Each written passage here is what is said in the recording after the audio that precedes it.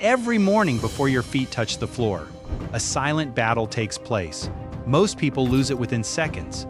Not because they're weak, not because they lack discipline, but because they unknowingly surrender the most important moments of their day to a machine designed to capture attention. The moment your eyes open, your hand reaches for the phone. A notification, a headline, a message, a video. And before your brain has even finished waking up, your attention has already been outsourced. What feels harmless is actually shaping the next 16 hours of your life. Because those first moments after waking are not just another part of your morning. They are the foundation upon which your entire mental state is built. And there is an ancient ritual, practiced nearly 2,000 years ago, that can protect that foundation in less than 3 minutes. But to understand why it works, we first need to understand what happens when you scroll, because the real danger isn't your phone.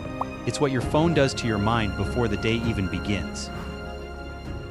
Imagine waking up and immediately allowing hundreds of strangers to enter your mind. Their opinions, their emotions, their fears, their achievements, their problems. That is essentially what modern scrolling has become. Your brain emerges from sleep in a highly vibrational state. For a brief window, your nervous system is setting the emotional tone for everything that follows. Yet most people fill that window with an endless stream of unpredictable information. A shocking news story, a funny meme, a political argument, football update, an influencer's perfect life, a missed opportunity. The brain doesn't know which information deserves attention, so it treats all of it as important, and attention becomes fragmented before breakfast. You may not notice it consciously, but throughout the day, your mind remains slightly unsettled, slightly reactive, slightly distracted. Not because your day is difficult, but because you started the day reacting instead of directing. And perhaps the greatest cost of all is that an algorithm has chosen your first conscious thought, not you, which raises an uncomfortable question. If your attention determines the quality of your life, why are you handing it away before the day even begins? The ancient Stoics asked a similar question centuries ago, and their answer may be more relevant today than ever before. Think about the last morning you felt completely clear-headed, no mental noise, no urgency, no feeling that you were already behind. For most people, that memory is becoming harder to find, not because life has become more difficult, but because we've lost the ability to spend even a few moments alone with our own thoughts.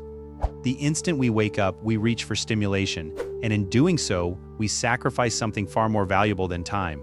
We sacrifice our ability to choose the emotional direction of the day. The Stoics understood this danger centuries before smartphones existed, and their solution remains surprisingly powerful today. The Stoics called it Premeditatio Malorum, the premeditation of difficulties. At first, it sounds negative. Why would anyone intentionally think about problems first thing in the morning? But that's not what the practice is about.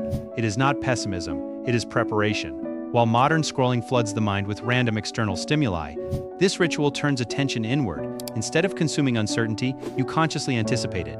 You ask yourself, what challenges might I face today?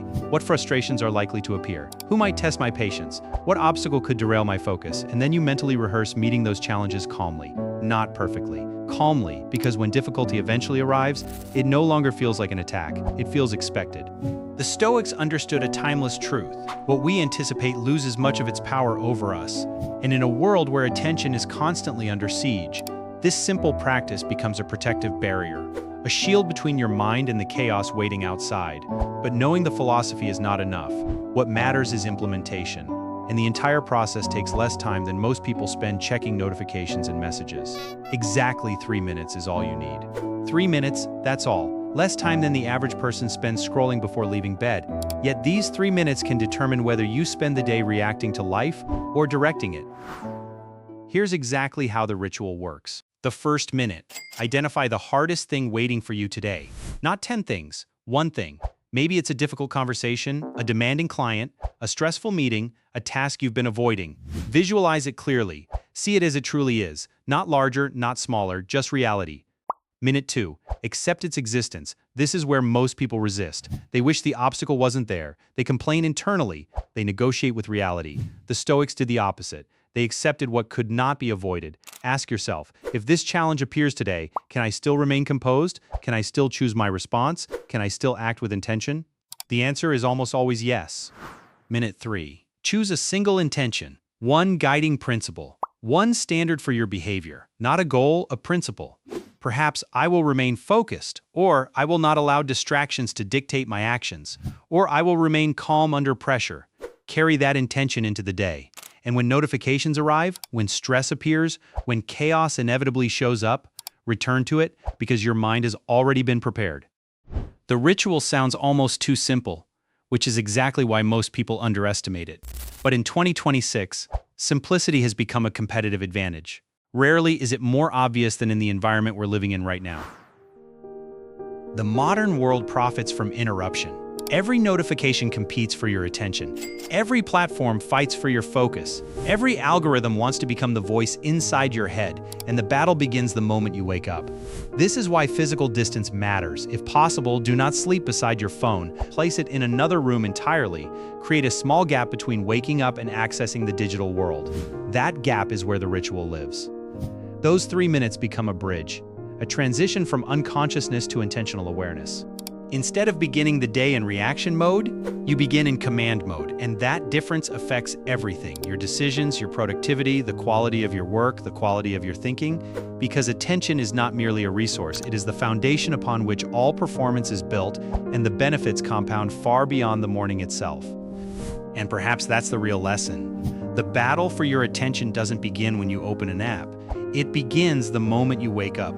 Tomorrow morning, before the screen has a chance to tell you what matters, take back those 3 minutes, because small actions repeated daily become the architecture of a life, and sometimes the difference between a distracted day and a focused one is simply who speaks to your mind first. If this insight gave you something to think about, support the channel by leaving a like and subscribing. Every interaction helps more people discover ideas that strengthen focus, clarity, and self-mastery in an increasingly distracted world. Until next time, protect your attention, because where your attention goes, your life follows.